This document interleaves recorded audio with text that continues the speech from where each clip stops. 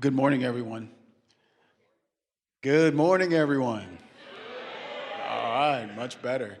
Well, welcome to 1 Million Cups. Uh, can I see who's here for the first time today? Let's just wave your hand so we can see you.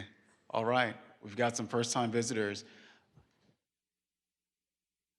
For those of you that are some of our 1 Million Cups veterans, let's see your hands as well.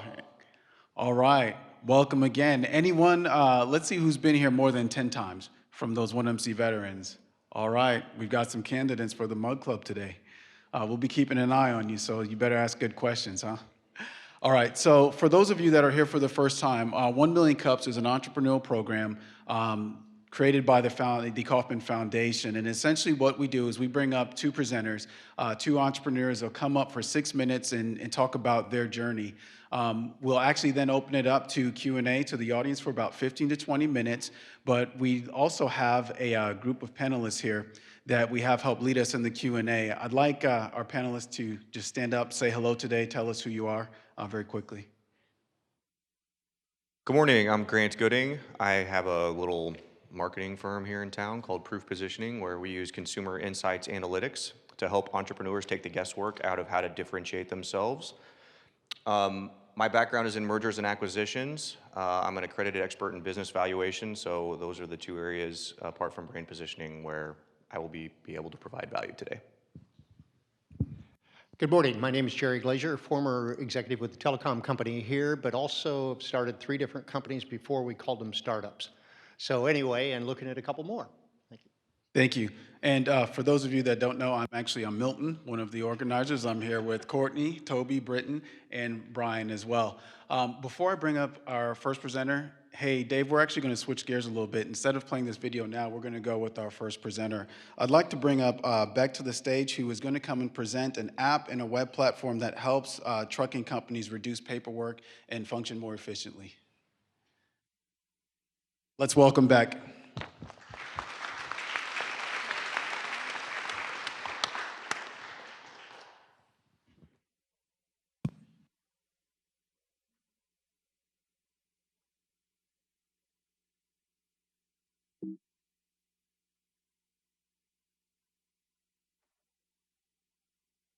Test. Good morning. Thanks for coming out, especially those that aren't morning people, like myself. So Super Dispatch is a mobile and a web platform for trucking companies that eliminates paperwork. And that's what I'm going to be talking about today. Before I get into the product, the problem, the solution, I want to give you a little bit of background. In 2011, I started another company in trucking, and this was a service business. I made sure that big trucks that transported cars were never empty. I made sure that they were always full and always made money. In this process, to earn some legitimacy in the space, I started riding around in these trucks with truck drivers. So I would take 2 or 3 trips a year. I would spend 7 to 10 days at a time in a truck with a truck driver. Amongst many other things, one of the things that really stood out in this process to me was every time I saw a truck driver, in addition to all the other stereotypes you might have, they always carried around a big folder or a stack of papers. Everyone had some type of a paperwork system, and it always consisted of dozens and dozens of carbon copy paper forms that had to be filled out by hand with a pen. Whenever they picked up and delivered freight, they would have customers sign and give them a copy. And I'm sure a lot of you are familiar with such forms. So one time, one of these truck drivers took me to their office and said, hey, I have to stop at the terminal, they call it, and drop off my paperwork. So he grabs about a stack this big. I walk in with him, I'm just tailing him, and we go to this, the accountant of the company. This is a small company, maybe 20 trucks. And I'm not kidding, we walk into this office, there's 2 ladies in this office, and about 4 desks, and they have a figurative mountains of paperwork sitting. He puts it in the inbox file, which is about 4 feet tall, and they're just plugging away. And I start asking, is this abnormal? Do you have unusual high amount like Christmas time for retail? Is this unusual? And they say, no, this is how it works. We leave, we stay on the road 3 to 4 weeks at a time. We collect all this stuff, all the deliveries from freight, and we bring in the confirmations, and we submit it, and the accounting has to go through that process. That's when I knew that something was wrong, because this was 2013, and technology has evolved so much. And I haven't seen a lot of innovation in this space at the time. So I thought, maybe there's something there. So 2 years ago, 2013, I discovered the entrepreneurship community in Kansas City, Kauffman Foundation. And Kauffman Labs here had a workshop called Lean Startup Machine. So I came to the workshop and said, hey guys, this is who I am, this is what I do. I think paperwork is a big, big problem in trucking, and I need to build an app. Can you guys help me? So instead of telling me how to build an app and take my product to market, they had me prove it. I had Diana Kando and Adam Burke running this workshop. So during this weekend, over the next 48 hours, there was a lot of hard work, a ton of learning, lots of experimenting and validating. And long story short, something remarkable happened in the last 12 hours of that weekend. Based on a landing page that we built, based on the learnings that we had during that weekend, based on a problem and pain points we've identified, we have collected over $3,000 in revenue on a product that didn't exist. Mere landing page with a PayPal button on it. This told me, we won the weekend also, which was great. This told me that there's something there. There's definitely opportunity there. And this made me wonder, if people are willing to pay me money for something that doesn't exist yet, just on a one-page landing page, how deep must this pain point be? So upon some research, I learned that the Department of Transportation estimates that every year the industry wastes $1.7 billion on paperwork inefficiencies. That's a big number. So while I understand that we can't solve all the paperwork problems, so we ventured out to try to identify the issues that we could solve. And the biggest problem really went back to me being in that office of that company with stacks and stacks of paperwork. So the biggest pain point, turns out, for these companies was around billing. It was taking them around 45 to 60 days to turn around the delivery confirmation and convert it into an invoice. So what ended up happening is we launched the product finally last year. It was terrible. I had 7 unhappy customers. So I had to kill that and relaunch 8 months later. With the new product, the main problems we've identified that we're addressing are mainly delays in payments, as I said, up to 60 days. And also, because paperwork is so sloppy and inconsistent, insurance companies end up paying out a lot of claims, because trucking companies cannot protect themselves and cannot accurately assess the conditions of the freight, in addition to the cost. So solution was pretty simple. Give truck drivers a mobile app or a tablet, and then connect it to a web platform that the office is using, the back end. The impact has been incredible. So by simply putting a mobile app on the driver's hand, we're able to reduce time to invoice from 45 days on average down to 3 seconds, or completely automated. False claims that we're paying out, the trucking companies and insurance companies paying out, were reduced by 40% simply by introducing a photo technology to inspect the freight before and after delivery. The cost of maintaining and administering paperwork was about $5,000 per truck. It's reduced down to about $1,200.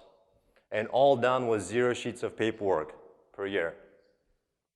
Our business model is $15 a month per truck, per each driver. Each seat on our web platform is $99. And we are the first product in the space who has offered an open, public, external API access to third-party software to tap into our mobile platform. I've been able to collect well, recruit, collect, attract, whatever the appropriate word is, a pretty good team, or as I'd like to call it, adult supervision in my case.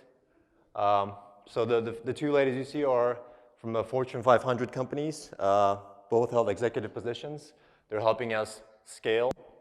And then two of our other members are industry insiders. They're responsible for one of the biggest exits in this space in the last 3 years. And that is Super Dispatch. And I will take your questions. Thank you. Beck, thank you so much.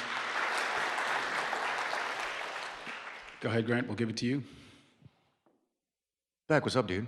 Hey, right. Thanks for telling that story. There's a couple things I really like about your story and some things I really like about the company you're building. Also, thank you for sharing that your MVP was not good and you pivoted. Because one of the things that we see a lot with entrepreneurs is they're so scared to get an MVP out there, and it's just get it going because you won't learn if you don't. So hopefully so entrepreneurs can take something away from that. So one of the things I really love about, I have more experience than I care to have with truckers in the trucking industry. And so knowing what I know about truck drivers makes you a crazy person to be in this industry because they're an extremely unique group of people, but they're bad at business for the most part. And so what I love is that you have solved a very, very simple problem with a very simple solution, and you've even carved out a very distinct segment of the trucking industry by only focusing on car carriers, which is, I don't know if you did that intentionally or if you backed into it because of like all the BOLs that just made more sense. But the fact that you focus to that level is going to dramatically increase the probability of success for the company moving forward. So congratulations on that. Thank you. And that's something that other entrepreneurs should take away as well. You don't have to, not everybody has to be your customer. One of the things I'd like for you to share is help me understand traction so far. Like what is the adoption been when you're trying to talk to these truck drivers? What are your sales looking like? You're starting to build a team. Tell us about the successes so far. Of course. So the second version of the product launched in October of last year. And since then, we signed up over 1,300 companies to start using the product. I've been able to get about a third of these companies, over 400, to start actively using the product. And then in the spring of this year in March, we decided, or we're brave enough to ask for money, finally. And we're able to convert over 80 of those companies into paying customers. So, and then since May, we've been able to quadruple our monthly recurring revenues since then. So that's where we're at with traction. As far as growth, our go-to-market strategy, the thing that worked best for us has been channel partners. So I've been partnering with brokers in the space to help us implement this platform with a wider range of trucking companies. So you're focusing on the fleets, which is obvious. That's where the easy money is right off the bat. Harder to close, but better money. Are you having any luck with owner-operators? Because this is a unique industry that's actually fragmenting, which is opposite of what most industries do. Sure. So owner-operator is an independent operator that Grant was referring to.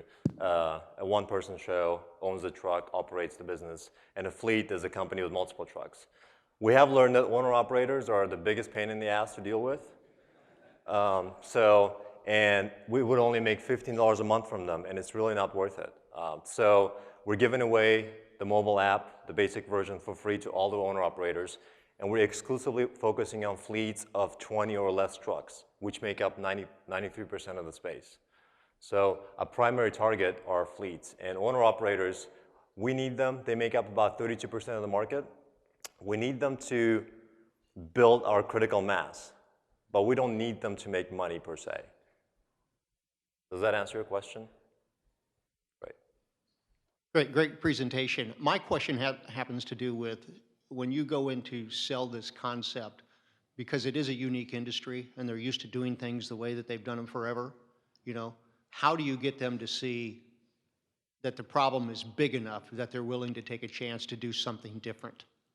Because for most cases, a lot of the firms have been around a while, they've been doing it the way they've been doing it for a while, and how do you get them to say, this is fantastic, I'm willing to make that leap of faith that this will help me?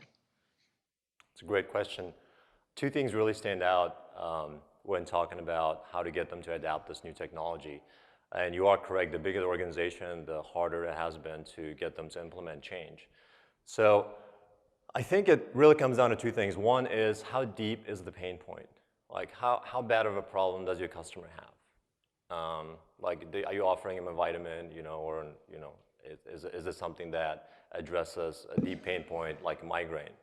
So, and this isn't really that innovative of a product. It's just in this space, I think people are ready. They see mobile technology all around them. They understand. They are ready for it. This is a very simple solution.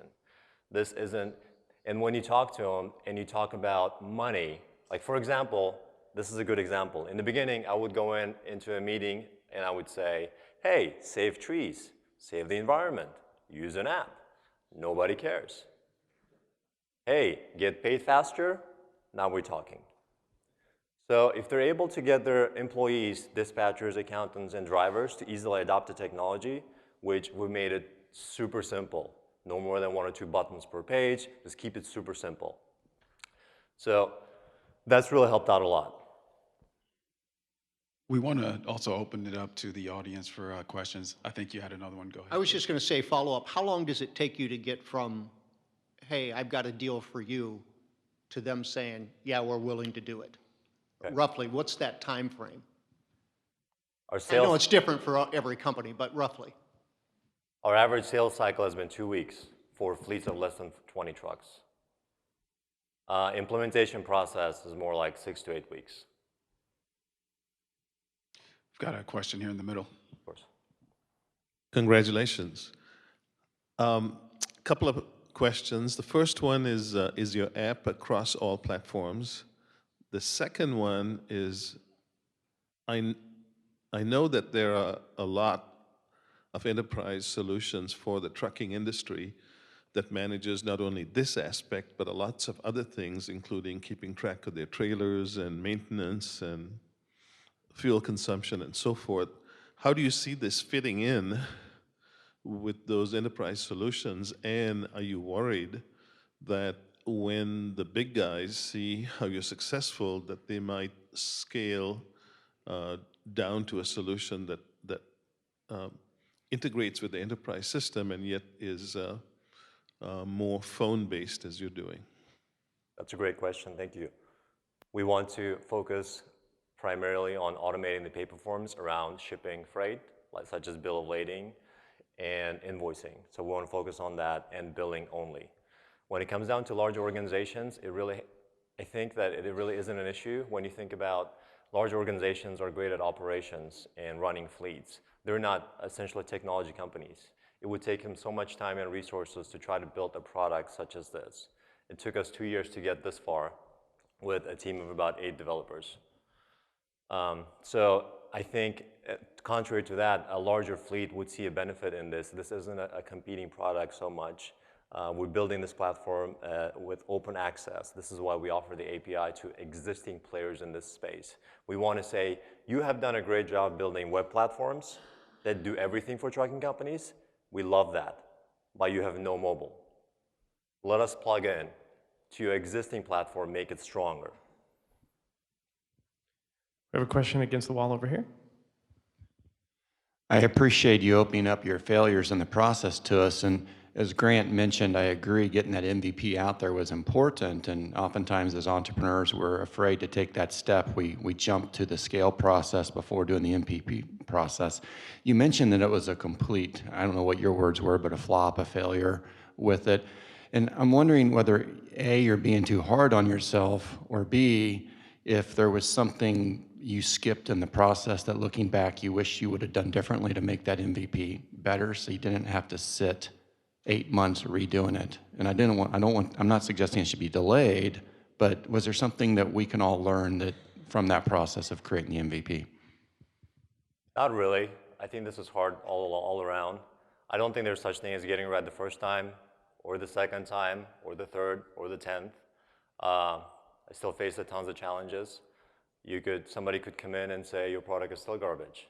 The only thing that gives me faith is product market fit. You know, I have customers now that I didn't before. Is my product perfect? Not at all. So I wouldn't do anything differently. I think if you get it right the first time, you might get lucky. Maybe you know what you're doing, but maybe that's not so great. Maybe that's not so great because maybe you're not going to learn from that. So I think it's great to put it out there and not be perfect. One of the challenges you have working with developers is that they want to wait until they have a perfect code they push out. And so we try to convince them just to get it out there, test, learn, and iterate. We've got a question from the Twitter feed and then a couple of questions here up front. Of course. Melissa Roberts is asking, what are the first 3 things you have to do to push your monthly receivable revenue over 100K? Okay, it's a great question. Our current process indicates that we need to increase our investment into lead generation tools. So we need to double our spending on marketing and add on additional salespeople.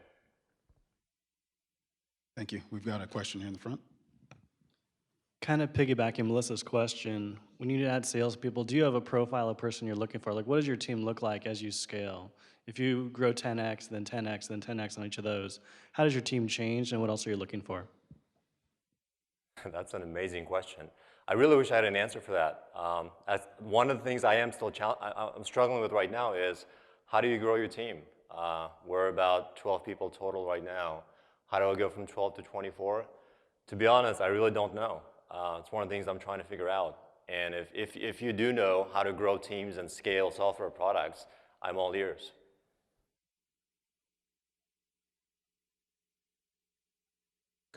Here we go. Question to your left. All right.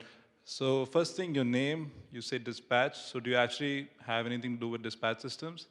Second thing, there are already softwares out there which are doing job dispatching.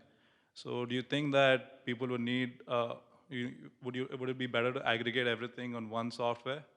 Third, what is the roadmap like? So if you're solving one problem, right? How hard is it for anyone else to copy? Like, I'm a developer. I could build the same thing. So what is the differentiator? Is it just the code? Is it just the product? Of course, what's the roadmap like? How would you add more features? Things. Okay. It's a lot of questions. So yes, there's a dispatch aspect to this product. It doesn't do everything for all the companies. It targets specific problems around dispatching, managing drivers, and their paperwork. As far as a long-term vision, if I was allowed to dream, I see us solving these paperwork issues today. I would like to, in some ways, we are connecting drivers to their network. So we're creating a network by connecting drivers to their fleets. Tomorrow, with Internet of Things, we would like to also start connecting their trucks to their fleets in addition to the drivers. So that's the direction we're heading. I know that addresses 2 of the questions. Which one did I miss? I mean, how would you differentiate? Like, for example, if any other bigger player would replicate the same piece which you have, which is solving the billing issues, but what if someone aggregates the job dispatching as well and do real-time fleet tracking and add the billing at the end so it solves all the problems in one solution? So how do you?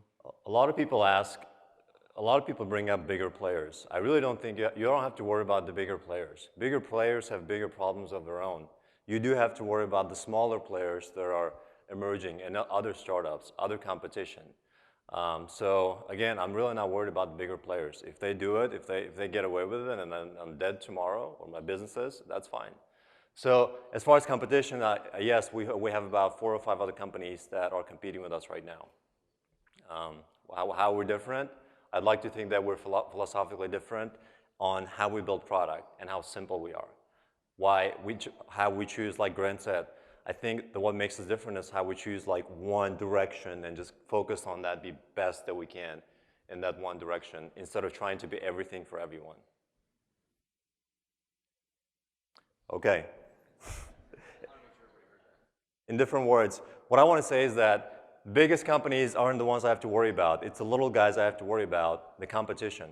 And what really has pulled us apart from the 4 or 5 other companies that we're competing with has been our focus into one problem. We've identified one big problem and focused on solving that one big problem and being best at it, instead of trying to solve multiple problems for multiple sets of customers.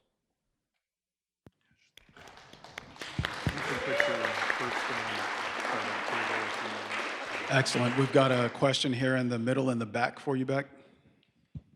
What is your anticipated size of the ticket? In other words, what would a typical fleet pay to implement your service? Great question.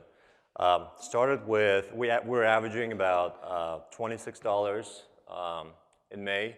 Our ticket price has gone up. In August, we averaged $96 a ticket.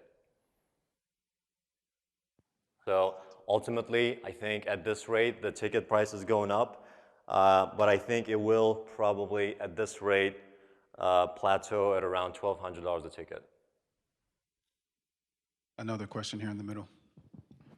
Thanks very much, and congratulations on all the good work that you've put in. In the initial 48 hours that you went from 0 to a single landing page, what was the key to driving traffic? The key to driving traffic was the fact that I had a previous business in trucking, and I had access to multiple networks of trucking companies that I could send out email blasts to. So Beck, can you tell us what was so special about this landing page that it made $3,000? I think it touched a nerve. I think the people that were exposed to it, it was very simple. It basically said, told them how they can get paid faster, how they're wasting a lot of money by not being able to turn their invoices or delivery confirmation into invoices. Excellent. I think we've got time for maybe one more quick question. Nope. All right. Toby? Go, Grant. I have no microphone there. Exit strategy, right? So you have a highly niche product, which means you're going to be the target of a strategic acquisition from somebody. There are a lot of people that are trying to focus on enterprise level systems in this space. Do you have a number in your head? You don't have to say it, but have you thought about what that exit strategy looks like?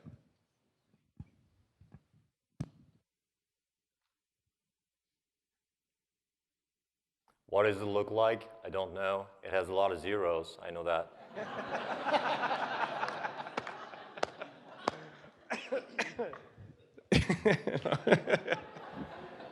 And so you have a room full of people here. What can this community do to help support you? That's our final question. Thank you. So I've never built a large-scale software product before. I've never had tens of thousands of customers before. I've never managed a team of more than 10 people in my life. There's a lot I don't know. I am in the middle of raising a seed round. I am in the middle of hiring people. I am in the middle of growing my team, growing my product, trying to figure out what does it take to get from 1,000 users to 100,000 to 1 million. If you can help me, if you have expertise in these areas, please help me. If you can make an introduction to someone who knows, please help me. If you know someone who would be interested, who would be a good investor for this type of a product and who could bring smart money to the table, please reach out to me. Great. Thanks so much. Thank you.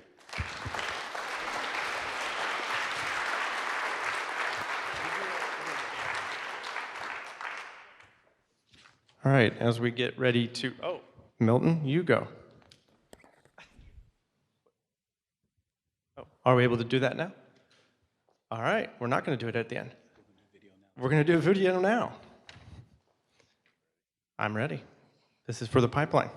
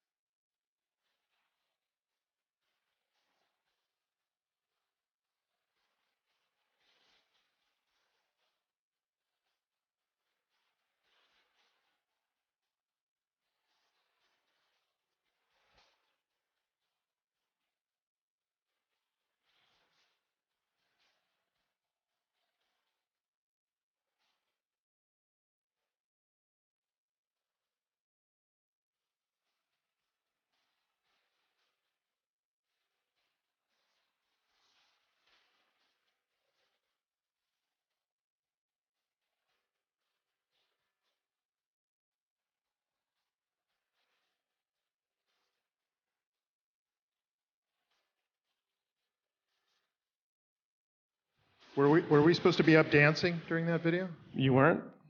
Okay. All right, that was the pipeline. Is there anybody in the room who's been through the pipeline? If you could raise your hand, there's one. So if you guys have any questions, then you can ask her.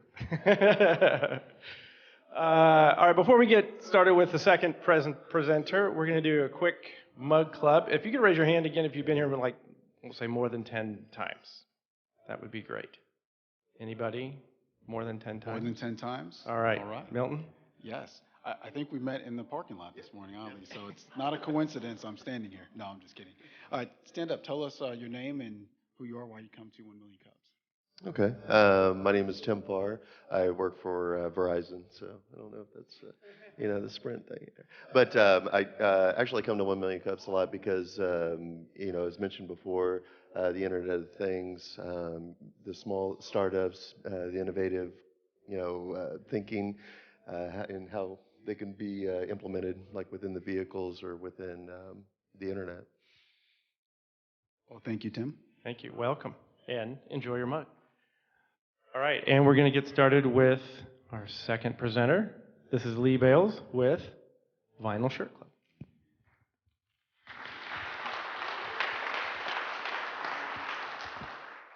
You want to tear me up, Grant? My name is Lee Bales. This is actually my second time to be up here on stage and present. I got to present about 3 years ago, another business that's still going and doing really well. This is my wife, Ashley. Morning.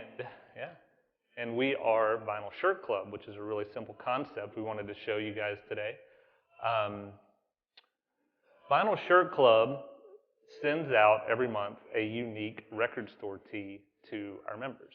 And it's a very, very simple deal. We literally just print a record store tee. So record store industry is very hot. Vinyl's hot right now. There's a lot of people who really love vinyl and love records and love record stores. And so what we're doing is creating a product that we can ship out every month. It's fun for them and that supports the record store industry. And as far as why we started this, so if you saw one of the businesses I'm involved in and that I co-founded 3 years ago and was up on stage for is Sock 101. And we have a Sock of the Month Club subscription that we do every month. And it's pretty awesome because we have like 4,000 people that are involved in that. So every month we ship out about 4,000 pairs of socks. And that continues to grow and grows really well at holidays. So what we were looking for was a business model that was a subscription service. And one of our favorite businesses in the world is a business called the Dive Bar Shirt Club. And all they do is the same thing similar to what we do. They send out a Dive Bar shirt every month for $22 a month. And I found an article, and they have 9,000 people who they ship out a Dive Bar shirt to every month.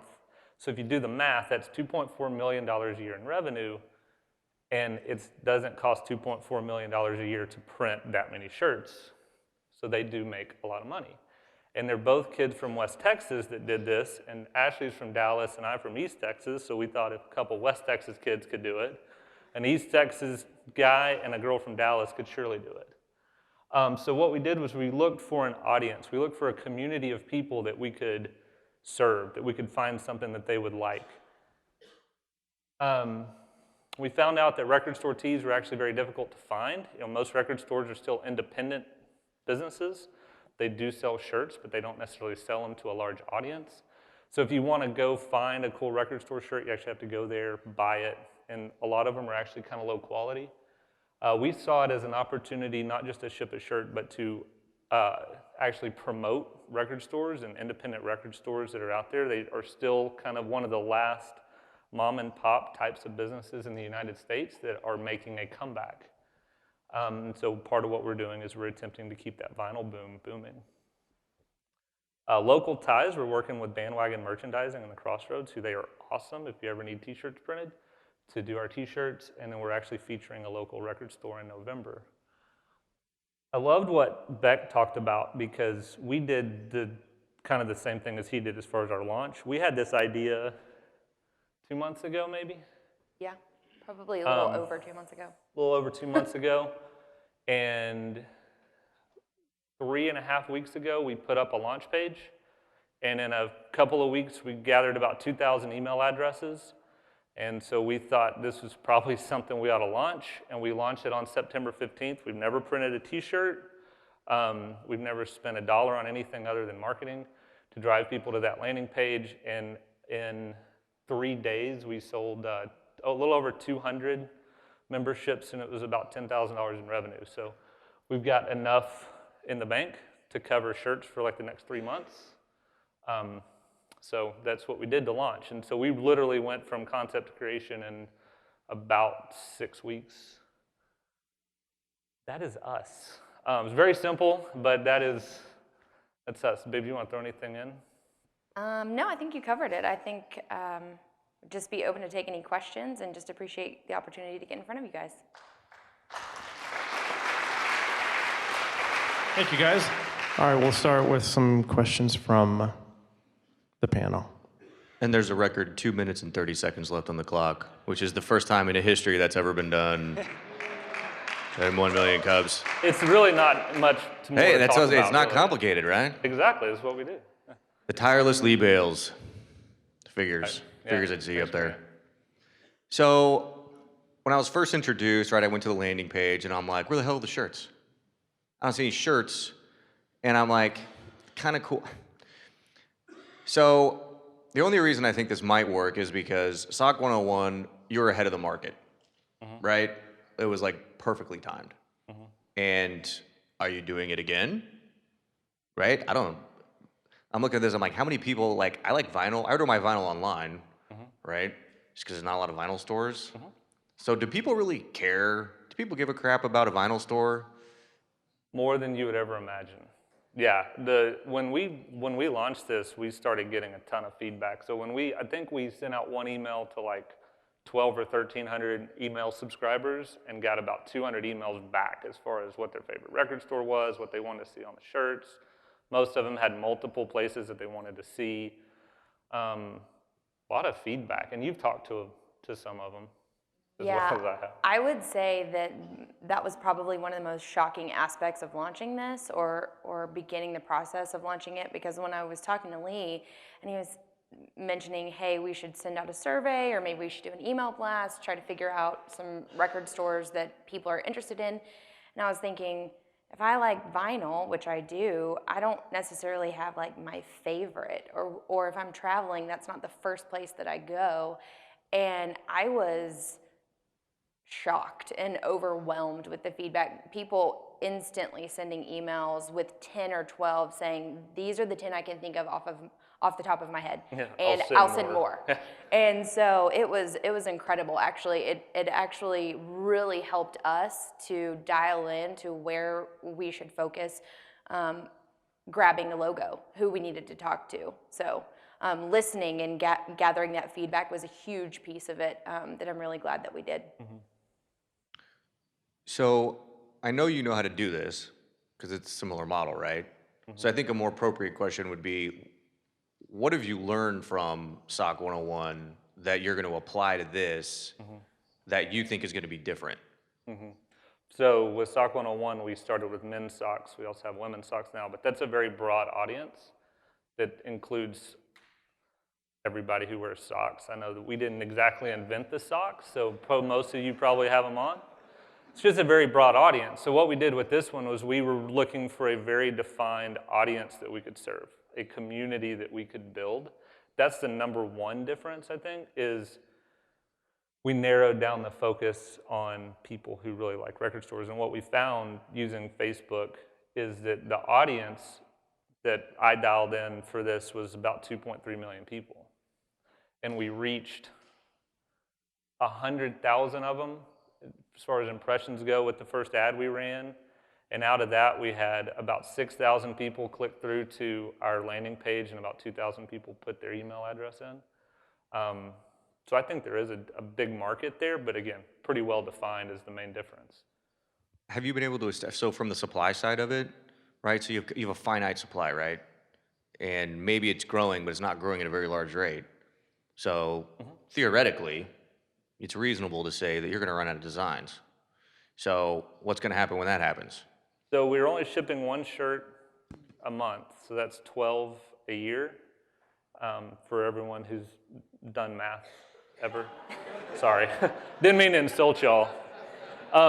Anyways, it's 12 a year, right? There are hundreds of thousands around the world, so this isn't just going to be in the U.S. We'll pick them from around the world too. No, we're doing a different logoed shirt every month, so it'll be a different.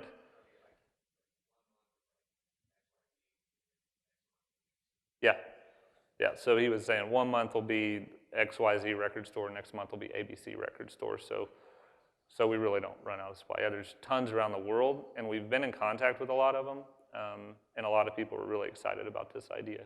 And you've talked to the record stores, so I'll let you.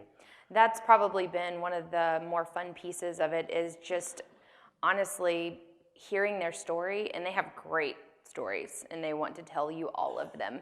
And so it's really neat to connect with a record store owner who's this independent person, you know, small business owner, and they are dying for promotion. They are dying for somebody to wear their logo. They really want that, and they want all the other digital aspects that we are coupling with the shirt to help promote them. And I feel like hearing their stories, hearing why they love vinyl, why they started a record store. I mean, it's not because they were looking to get rich, right? It's because they loved music and they love vinyl and they love the vinyl community. So being able to add value with that has been a really cool part of launching Vinyl Shirt Club. Yeah, this is a very passionate community of people, like very over the top, like one of the most passionate communities of people I've ever seen, so, which is really cool. And that gets to the question I want to bring up, because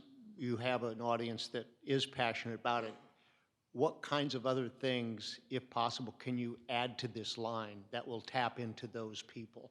Is it possible to expand beyond the shirt concept to something else that's still unique, still touches all of those types of people? And what might that be? Or at least what have you thought about, if at all? So for now, we're only going to sell shirts. And that's really, we're going to focus just on that part of it. There's a lot of monthly subscription services now for records. There are products that are coming out as the vinyl boom continues. There's actually innovation in technology, you wouldn't believe. So new turntables, speaker systems, whatever. I think what we'll probably do is go more the affiliate route and promote people who are partners or affiliates that we believe in, and promote them to our list versus us going out and trying to sell another product. Yeah, absolutely. I think my main thought on that is let's do one thing really, really well before we try to expand and do other things, because if we fragment our focus, that's when you start seeing gaps and holes. So. And our big goal right now is to keep building that community, both with the, I guess, vinyl enthusiasts and with record stores. And that's kind of our number one priority right now, is continue to build up that group of people versus just continuing to try to find something to sell to them. Try to give them value, you know, find something, like I said, along an affiliate line where we say, okay, that's something that's really valuable to our audience, and filter everything else out. All right, we'll open it up to questions from the audience, and we have one right here in the middle. All right. Hi, great idea. The whole idea of marketing for a niche that has a passionate consumer base, and you don't want to necessarily expand your SKUs, but you'd like to expand T-shirts more. Just other niches, related niches. I'm a vintage guitar geek. Every time I travel to a city, I hit whatever used guitar stores there are, and we get bumper stickers, and we put them all over our cases. I'm a bike geek. You know, when you go to different bike shops, you want to make sure you're getting something from that shop. Those people are just as passionate about their interests, and it feels like those merchandisers and those retailers would be just as interested as the vinyl community is in getting that kind of marketing. So it would seem like a really easy portable concept into some of those other niche passions. Yeah, and y'all are welcome to do any of them except for record stores. And also CrossFit gyms, because that'll be the next one that we pull up. We're working on that one right now. Question back left. Hi, so trunk clubs and all these subscriptions are really big right now, but I think that that's starting to transition between being useful and disruptive and to being novel with a lot of them. I'm not saying with this, but there are some that it's like a geek club where you get figurines and stuff, and it seems like, you know, after a while it would kind of get I don't know, have a lot of stuff that you don't really want. Do you see this as a sustainable, disruptive business, or do you see this as you've tapped into something kind of novel that you're just kind of making some money off of? I like novel businesses. I like things that I understand, like socks, because everybody wears them. T-shirts, everybody wears them. This is not disruptive at all. Nor are we necessarily doing it just to make money. We're, like I said, we are trying to build up this audience of people and be relevant to them. This is a big gift item.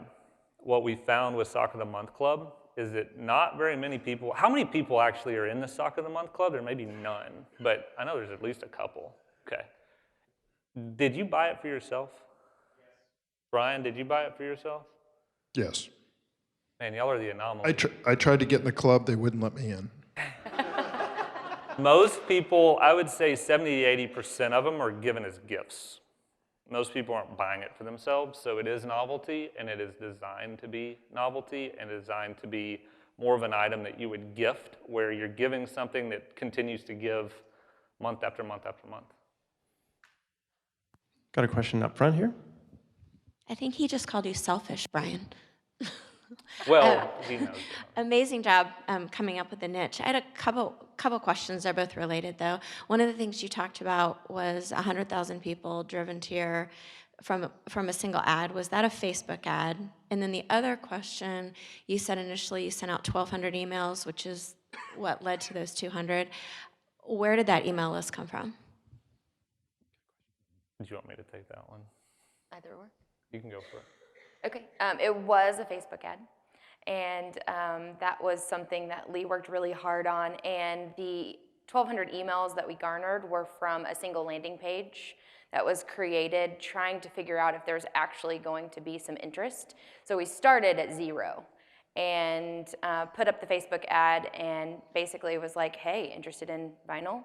Interested in t-shirts? Give us your email address. And so that moved really quickly. We started gathering email addresses very, very quickly, which is why we decided to push our timeline a little bit and launch earlier than we had anticipated. Mm-hmm. Yeah, and I will say too, so the 100,000 were impressions out of the 2.3 million people that were in our audience. About 6,000 people clicked through, and about 2,000 people actually put in their email.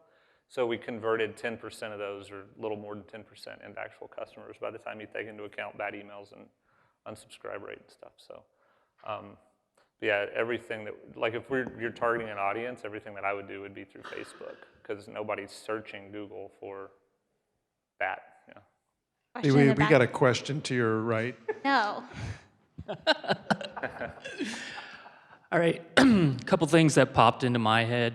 Much like what Grant said, the supply side of things. What about, I have 3 things really, but what about embracing the concept of a limited supply and using like scarcity as something to drive what you can charge?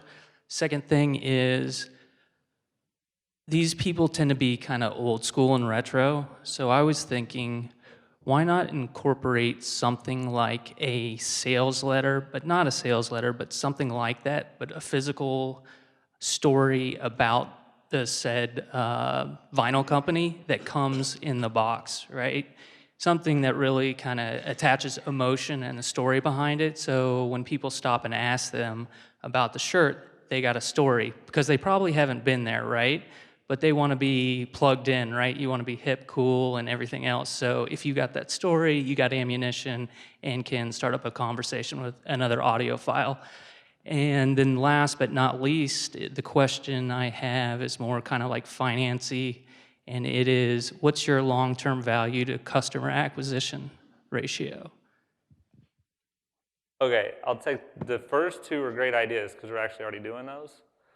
Every month, part of our deal is that we do tell the story. So the first one that we're coming out with, which will be announced next week, is actually an old record store that is no longer in existence. Part of that was practical, so that we could just get this thing off the ground without having to figure out who we were going to work with to get a logo produced in like 10 days.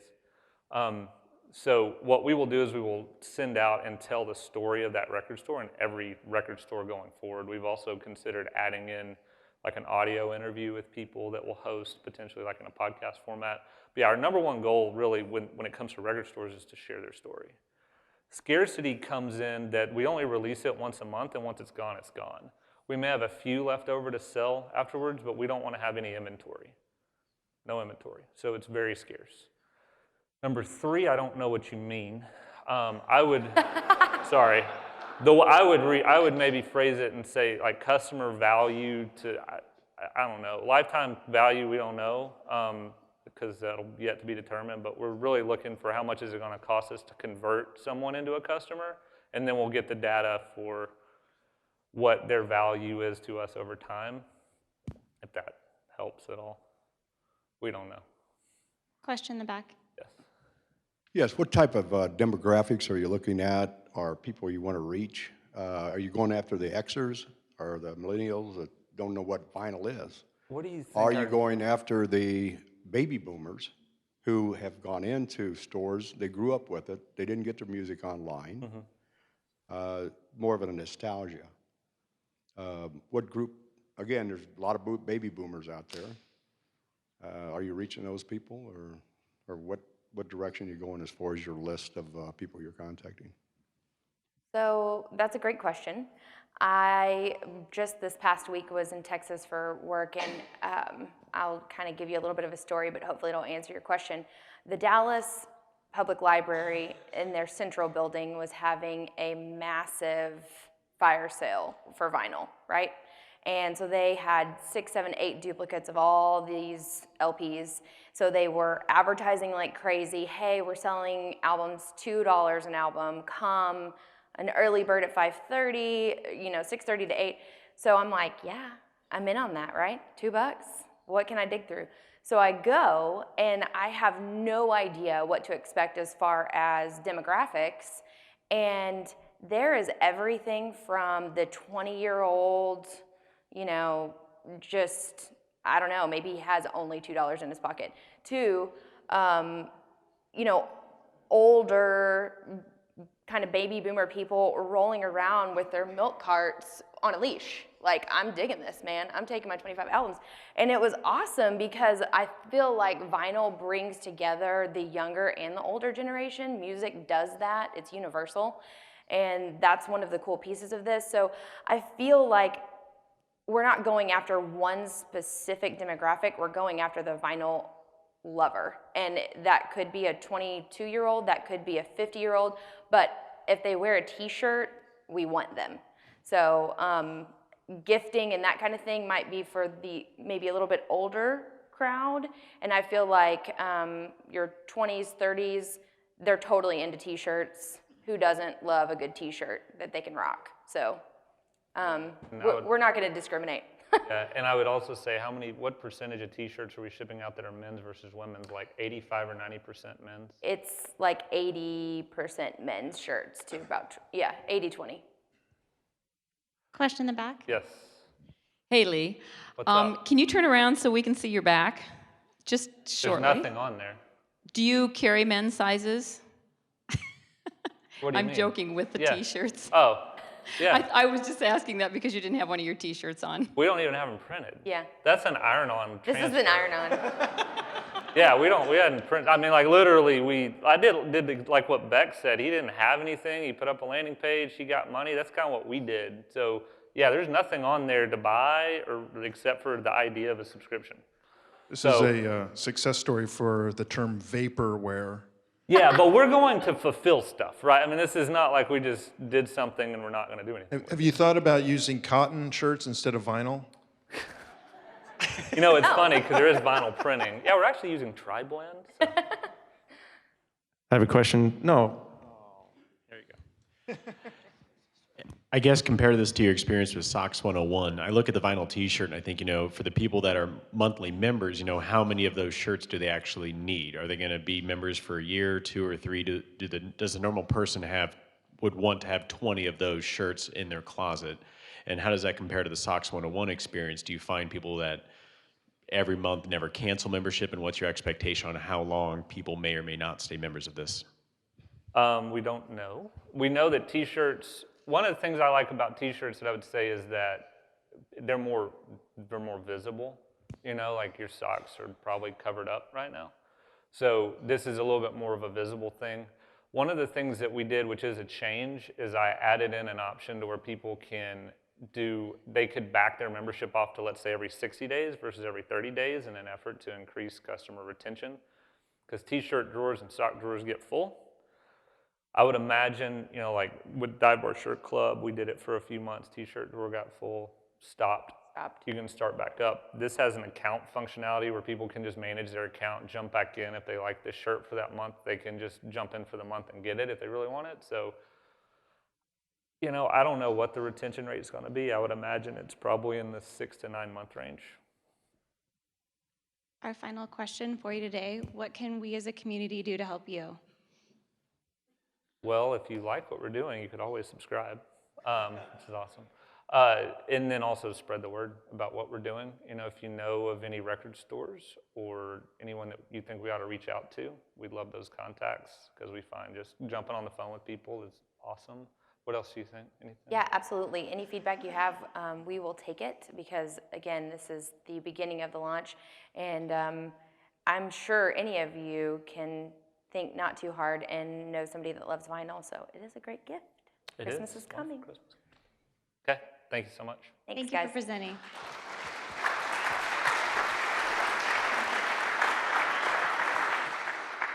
I want to thank everybody for coming today. I'd like to give a quick shout out to the Launch KC winners last week. Congratulations, and for those who are hopefully coming into Kansas City and moving here, we would love to see you guys on the stage. So if anybody knows any of those winners, please tell them to apply on our website. So thank you, and we'll see you all next week.